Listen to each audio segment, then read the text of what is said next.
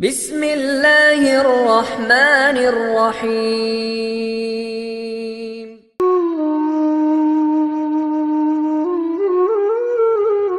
مسلمانوں کے دوسرے خلیفہ حضرت عمر فاروق رضی اللہ تعالی عنہ کو اسلام کی تاریخ میں بہت بلند مقام اور مرتبہ حاصل ہے۔ اسلام قبول کرنے سے پہلے وہ قبیلہ قریش کے معزز اور بہادر نوجوانوں میں شمار ہوتے تھے۔ اسلام قبول کرنے کے بعد انہوں نے اسے چھپایا نہیں بلکہ کھلے بندوں اپنے اسلام کا اعلان کیا اور سب مسلمانوں کو ساتھ لے کر کعبہ میں جا کر نماز پڑھی۔ ان کی جرأت اور بے خوفی ہی تھی کہ رسول پاک صلی اللہ علیہ وآلہ وسلم نے ان کو فاروق کا لقب عطا فرمایا۔ فاروق کا مطلب ہے حق اور باطل یا سچ اور جھوٹ میں فرق کرنے والا۔ تاریخ میں انہوں نے فاروق اعظم کے لقب سے شہرت پائی۔ یہ لقب ملنے سے پہلے انہیں عمر بن خطاب ہی کہا جاتا تھا اور قریش کے دوسرے لوگوں کی طرح ان کا پیشہ بھی تجارت تھا اور وہ کبھی کبھی اس سلسلے میں دوسرے ملکوں کے سفر کرتے رہتے تھے۔ اسلام قبول کرنے سے کئی سال پہلے حضرت عمر بن خطاب ایک دفعہ تجارتی قافلے کے ساتھ مال لے کر مکہ سے شام گئے۔ قافلے میں قریش کے کئی اور بڑے سردار بھی شامل تھے۔ یہ قافلہ شام کے سب سے بڑے شہر دمشق گیا اور وہاں اپنا مال بیچ کر واپس مکہ کی طرف روانہ ہوا۔ تھوڑا سا فاصلہ طے کرنے کے بعد حضرت عمر بن خطاب کو یاد آیا کہ ان کی ایک رشتہ دار خاتون نے انہیں کچھ سونا دیا تھا کہ اسے بیچ کر اس کے لیے کچھ کپڑے وغیرہ لیتے آئیں۔ انہوں نے اپنے قافلے کے ساتھیوں سے کہا کہ فلاں عورت کا کام کرنے واپس دمشق جا رہا ہوں، کوشش کروں گا کہ یہ کام کر کے جلد واپس آ جاؤں۔ حضرت دمشق واپس گئے تو بازار بند ہو چکے تھے۔ مجبوراً وہ ایک سرائے میں ٹھہر گئے اور سو گئے۔ تھوڑی دیر کے بعد اللہ کا ایک بندہ سرائے میں آیا۔ انہوں نے آپ کو جگایا اور اپنے ساتھ اپنے گھر لے گیا۔ معلوم نہیں یہ نیک آدمی آپ کو پہلے سے جانتا تھا۔ حضرت عمر بن خطاب پہلے بھی کئی بار دمشق آ چکے تھے یا ان کے والد خطاب سے ان کی واقفیت تھی۔ اس نے آپ کی بڑی خاطر مدارت کی۔ کھانا کھا کر تو وہ سو گئے اور ان کا میزبان رات بھر عبادت کرتا رہا۔ صبح کو آپ بیدار ہوئے تو ان کے میزبان نے کہا، اکیلے بازار نہ جانا، بازار میں لٹیرے اکثر مسافروں کو لوٹ لیتے ہیں، میرے ساتھ چلنا۔ یہ کہہ کر وہ سو گیا کیونکہ رات بھر جاگتا رہا۔ آپ نے اسے جگانا مناسب نہ سمجھا اور اکیلے بازار چلے گئے۔ ابھی بازار کھلا نہ تھا۔ وہ بازار کھلنے کا انتظار کرنے لگے۔ کچھ دیر بعد ایک عیسائی پادری اپنے نوکروں کے ساتھ آیا اور آپ کی طرف اشارہ کر کے اپنے نوکروں کو حکم دیا، اس شخص کو پکڑ لو، یہ گرجے کا کام بہت اچھی طرح کر لے گا۔ اس زمانے میں آپ پہلوان تھے۔ پادری کے نوکروں نے ان کو پکڑ لیا اور ایک پرانے گرجے میں لے گئے۔ پادری نے ان کو ایک ہتھوڑا دیا اور گرجے کی ایک دیوار توڑنے پر لگا دیا۔ ایسا معلوم ہوتا تھا کہ وہ اس جگہ نیا گرجا بنوانا چاہتا ہے۔ آپ دن بھر کام کرتے رہے۔ کہیں شام کو جا کر چھٹی ملی، وہ تھکے ہارے سرائے میں آ کر بیٹھ گئے۔ پہلے دن والا نیک آدمی آیا اور اس نے پوچھا، آپ کدھر چلے گئے تھے؟ آپ نے اسے سارا قصہ سنایا اور وہ پھر انہیں اپنے گھر لے گیا اور ان کی بڑی خاطر مدارت کی اور انہیں تاکید کی کہ کل بازار جاتے وقت مجھے ساتھ لے جانا۔ اس کے بعد وہ عبادت میں مشغول ہو گیا اور آپ سو گئے۔ دوسرے دن آپ بیدار ہوئے تو اپنے نیک میزبان کو سوتا پایا۔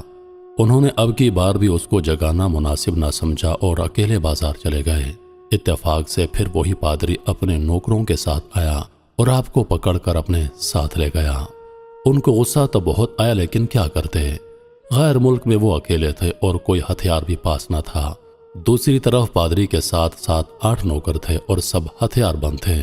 پہلے دن کی طرح آپ ہتھوڑے کے ساتھ گرجے کی دیوار توڑتے رہے۔ جب دھوپ تیز ہو گئی تو پادری اور اس کے نوکر انہیں کام میں مشغول دیکھ کر چلے گئے اور آپ دیوار کے سائے میں دم لینے کے لیے بیٹھ گئے۔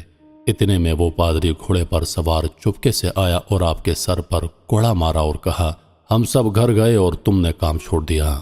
اب آپ کو صبر کی تاب نہ رہی۔ انہوں نے ادھر ادھر نظر دوڑائی، ہر طرف سناٹا تھا۔ انہوں نے پادری کو گھوڑے سے کھینچ کر نیچے گرا لیا اور اس کے سر پر ہتھوڑے مارنا شروع کر دیے۔ وہ بہت چیخا چلایا لیکن کوئی اس کی مدد کے لیے نہ پہنچا۔ آپ نے ٹوٹی ہوئی دیوار کا ایک بھاری ٹکڑا اٹھا کر اس کے سر پر دے مارا۔ وہ پہلے ہی زخمی تھا، اب اس نے دم دے دیا۔ اس کو مرتے دیکھ کر آپ تیزی سے بھاگ کھڑے ہوئے اور جس راستے سے دمشق آئے تھے وہ راستہ چھوڑ کر ایک دوسرے راستے پر چل پڑے۔ شہر سے کافی دور انہیں خچر پر سوار رومی ملا اور ان کے ساتھ چلنے لگے۔ وہ کچھ باتیں کرنے لگا لیکن حضرت عمر رضی اللہ عنہ اس کی زبان نہ سمجھتے تھے اور نہ وہ ان کی زبان سمجھتا تھا۔ اس نے یکایک اپنی تلوار پر ہاتھ ڈالا۔ حضرت عمر سمجھ گئے کہ وہ ان پر وار کرنا چاہتا ہے۔ انہوں نے فوراً اسے خچر سے کھینچ لیا اور اس سے تلوار چھین کر اس کے ایک ہی وار سے اس کا کام تمام کر دیا۔ پھر اس کے خچر پر سوار ہو کر آگے چلے گئے۔ اس کے بعد کیا ہوا، اس کا حال خود حضرت عمر رضی اللہ عنہ نے اس طرح بیان کیا ہے۔ اس جگہ سے روانہ ہو کر میں ایک گرجے عیسائیوں کی عبادت خانے کی جگہ پہنچا۔ یہاں عیسائیوں کی ایک جماعت رہتی تھی۔ میں گرجے کے اندر داخل ہوا تو گرجے میں رہنے والے سب لوگ میرے ارد گرد جمع ہو گئے اور مجھ سے میرے حالات کے بارے میں پوچھنے لگے۔ پھر وہ اپنے اسقف پادری کے پاس گئے اور اسے میرے گرجے میں آنے کی اطلاع دی۔ اسقف میرے پاس آیا اور مجھے نہایت غور سے دیکھنے کے بعد کہا، ایسا معلوم ہوتا ہے کہ تمہیں کسی چیز کا خوف ہے۔ میں نے کہا کہ تم نے کیسے اندازہ کیا کہ مجھے کسی چیز کا خوف ہے؟ اس نے میرے سوال کو ٹال دیا اور کہا، آپ جب تک چاہے یہاں ٹھہریں، آپ کو یہاں کسی قسم کا کوئی خطرہ نہیں کیونکہ آپ ہماری حفاظت میں ہیں۔ پھر اسقف نے مجھے اپنے گھر میں مہمان کی طرح رکھا اور میری نہایت خاطر و مدارت کی اور پوچھا، آپ کون ہیں؟ میں نے اسے بتایا کہ میں مکہ کا رہنے والا ہوں، قبیلہ قریش سے میرا تعلق ہے، تجارتی قافلے کے ساتھ شام آیا تھا۔ تجارت کا مال بیچنے کے بعد اپنے ایک خاص ضروری کام کے لیے مجھے اپنے قافلے سے جدا ہو کر واپس دمشق جانا پڑا۔ اب میں اپنے وطن واپس جا رہا ہوں، راستہ بھٹک کر یہاں آ نکلا ہوں۔ اسقف مجھے غور سے دیکھتا رہا اور بار بار طرح طرح کے سوالات کرتا رہا۔ میں نے اس کے ہاں نہایت آرام سے رات بسر کی۔ صبح کو اس نے پوچھا، آپ کا ارادہ ابھی یہاں ٹھہرنے کا ہے یا آگے جانے کا؟ میں نے کہا، میں آپ سے رخصت ہونا چاہتا ہوں۔ یہ سن کر اسقف اپنا شاندار گدھا جو بڑا خوبصورت اور نہایت تیز رفتار تھا وہ لے آیا۔ اس پر نہایت قیمتی چیزیں اور تحفے بھرے ہوئے تھے۔ اس نے مجھے دیا اور کہا، آپ اس گدھے پر سوار ہو جائیں اور چل پڑیں۔ راستے میں آپ کا گزر کسی عیسائی کے مکان کے پاس سے ہوگا تو وہ آپ کو اس گدھے پر سوار دیکھ کر آپ کی بہت تعظیم کرے گا اور آپ کی خاطر مدارت میں کوئی کسر نہ چھوڑے گا۔ یہ کہہ کر اسقف نے میرا ہاتھ پکڑا اور تنہائی میں لے کر کہنے لگا، اے عمر، آپ پر میرا حق واجب ہو گیا۔ میں نے کہا، بے شک۔ اس نے کہا، آپ کا تعلق ایک معزز قوم سے ہے، میری آپ سے ایک عرض ہے۔ میں نے کہا، بیان کریں۔ لیکن حیرت کی بات ہے کہ آپ کا جیسا بڑا آدمی مجھ جیسے پریشان حال مسافر سے کوئی عرض رکھتا ہو۔ اس نے بڑے یقین بھرے لہجے میں کہا، سنیں، میں ایک ایسا آدمی ہوں جسے اللہ نے آسمانی کتابوں کا علم عطا کیا ہے۔ میں نے آپ کی ذات میں بہت سی ایسی نشانیاں دیکھی ہیں جو ظاہر کرتی ہیں کہ جب ایک مقررہ مدت پوری ہو جائے گی تو حالات میں زبردست تبدیلی آئے گی۔ اس وقت آپ ہمارے ملک کے حاکم بن جائیں گے اور یہاں کے سب شہروں میں آپ کا ہی حکم چلے گا۔ پھر اسقف نے اپنی جیب سے دوات، قلم اور کاغذ نکالے اور کہا، میری عرض یہ ہے کہ آپ اس کاغذ پر لکھ دیں کہ اس گرجے اور اس کی جائیداد پر جزیہ اور کسی قسم کا حکومتی محصول معاف ہوگا۔ میں نے حیران ہو کر اسقف سے کہا، آپ مجھ سے مذاق تو نہیں کر رہے؟ اس نے کہا، قسم ہے اس ذات کی جس نے عیسیٰ علیہ السلام پر انجیل نازل فرمائی، میں جو کچھ کہہ رہا ہوں وہ بالکل سچ ہے۔ آپ مہربانی کریں اور میری درخواست قبول فرمائیں۔ میں نے اسقف کی باتوں کو اس کا وہم سمجھا اور جس طرح اس نے کہا اسی طرح لکھ کر کاغذ اسے دے دیا اور گدھے پر سوار ہو کر چل پڑا۔ راستے میں مجھے کئی جگہ عیسائیوں کی جماعتیں ملی۔ انہوں نے اسقف کے گدھے پر مجھے سوار دیکھ کر میری بڑی خاطر مدارت کی۔ میں اسی طرح جگہ جگہ عیسائیوں کا مہمان بنتا تبوک پہنچ گیا۔ تبوک شام اور عرب کی سرحد کے قریب ایک قصبہ ہے۔ اللہ کی شان، جس تجارتی قافلے کے ساتھ میں گیا تھا وہ کافی دیر میرا انتظار کرنے کے بعد اسی جگہ سے چل پڑا تھا جہاں میں نے اسے چھوڑا تھا، اور اب تبوک میں ایک کنویں کے قریب ڈیرا ڈالے ہوئے تھے۔ قافلے والے میرے ساتھی مجھے دیکھتے ہی میری طرف دوڑ پڑے۔ وہ مجھ سے مل کر بہت خوش ہوئے اور کہنے لگے، ابن خطاب، ہم لوگ تمہارا انتظار کرتے کرتے بالکل مایوس ہو گئے، تو ہم نے اس مقام سے کوچ کر دیا جہاں سے تم واپس دمشق گئے تھے۔ اگر تمہارے بارے میں ہم سخت پریشان تھے، یہ تو بتاؤ تم کہاں تھے؟ میں نے وہ تمام حالات بیان کیے جو مجھے دمشق میں پیش آئے تھے، لیکن اسقف سے جو میری گفتگو ہوئی تھی وہ بالکل ظاہر نہ کی، کیونکہ میں اسقف کی باتوں کو اس کا وہم اور اس کے عقیدے کی کمزوری سمجھتا تھا۔ قریش کے ایک سردار ابو سفیان بھی اس قافلے میں شامل تھے۔ انہوں نے مجھے اس شاندار گھوڑے پر سوار دیکھ کر کہا، ارے تم لوگ اس جوان کی اقبال بندی تو دیکھو، اسے کسی ایسے میدان میں چھوڑ دیا جائے جہاں نہ پانی ہو نہ سبزہ، پھر بھی اسے رزق مل جائے گا۔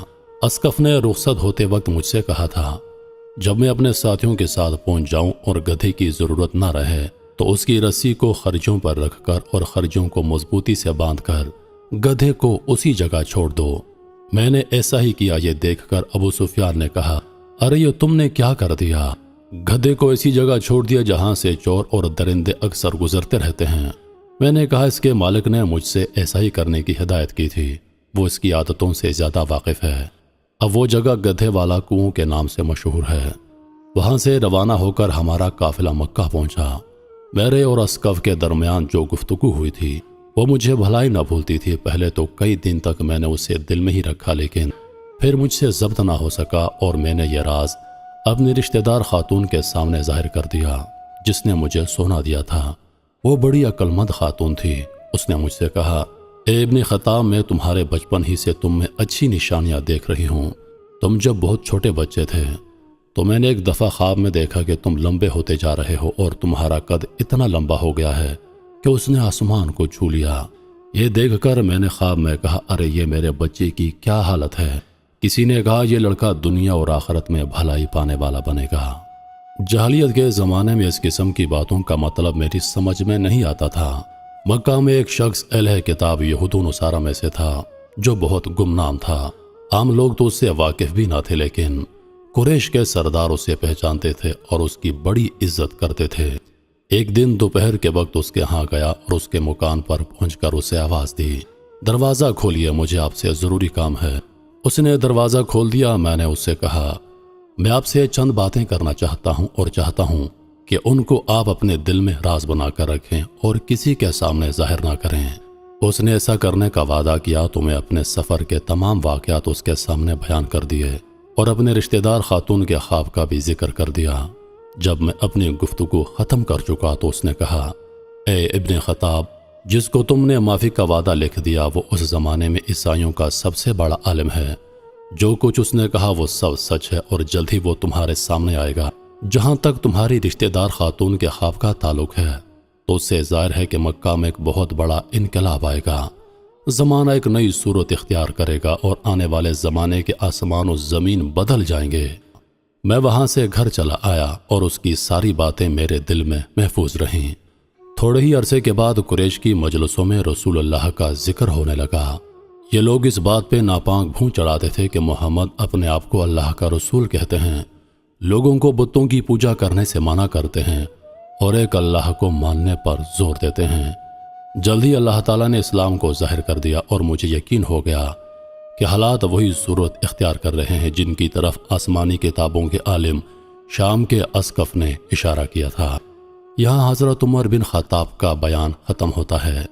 نبوت کے 6 سال حضرت عمر بن خطاب نے اسلام قبول کر لیا اور رسول اللہ کے جانثار ساتھی بن گئے۔ رسول اللہ نے اس دنیا سے پردہ فرمایا تو حضرت ابوبکر صدیق رضی اللہ عنہ مسلمانوں کے پہلے خلیفہ بنے۔ جب ان کی وفات ہو گئی تو حضرت عمر بن خطاب رضی اللہ تعالی عنہ خلیفہ بنے۔ ان کے سفر نامے کی روایت کرنے والے راوی کا بیان ہے کہ حضرت عمر بن خطاب اپنی خلافت کے زمانے میں شام تشریف لے گئے تو ایک بوڑھا آدمی جس کے بال برف کی طرح سفید ہو چکے تھے عیسائیوں کی ایک جماعت کے ساتھ ان کی خدمت میں حاضر ہوا اور عرض کیا، اے امیر المومنین، کیا آپ مجھے نہیں جانتے؟ میں نے عرض کیا، اگر آپ شام کے فلاں گرجے والے اسقف ہیں تو میں آپ کو جانتا ہوں۔ اس نے کہا، جی ہاں، میں وہی اسقف ہوں۔ حضرت عمر رضی اللہ عنہ نے فرمایا، میں نے آپ سے لکھ کر جو عہد کیا تھا وہ ابھی تک قائم ہے۔ اللہ نے اپنے رسول کے ذریعے ہمیں عزت بخشی۔ انہوں نے ہمیں اللہ تعالیٰ کے پسندیدہ دین اسلام کی طرف دعوت دی، ہم نے اسے قبول کیا۔ آپ ہی نے مجھے ان باتوں سے آگاہ کیا تھا، اب آپ کو کون سی چیز اسلام قبول کرنے سے روکتی ہے؟ بوڑھے اسقف نے حضرت عمر رضی اللہ عنہ کی باتیں سن کر اسی وقت اپنے ساتھیوں سمیت کلمہ پڑھ کر اسلام کی دولت حاصل کر لی۔ اللہ تعالیٰ کی صحابہ کرام پر لاکھوں کروڑوں رحمتیں نازل ہوں، آمین۔